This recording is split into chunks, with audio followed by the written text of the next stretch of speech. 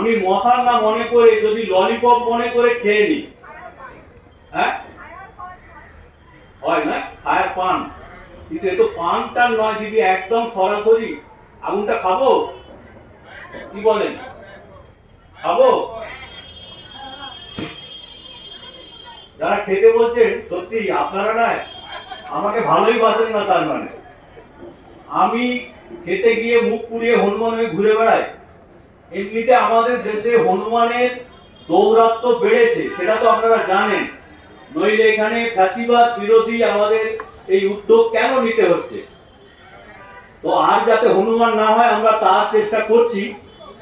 আসলে শিববাজলীর আশ্রমে যখন গুরুদেব আগুন জ্বালাচ্ছিল, গুরুদেবের শিষ্যরা এই কারিশমা দেখাচ্ছিল, তারা আগুন খাচ্ছিল, আগুন মাখছিল, সেই জন্যই এই খাওয়া মাখা।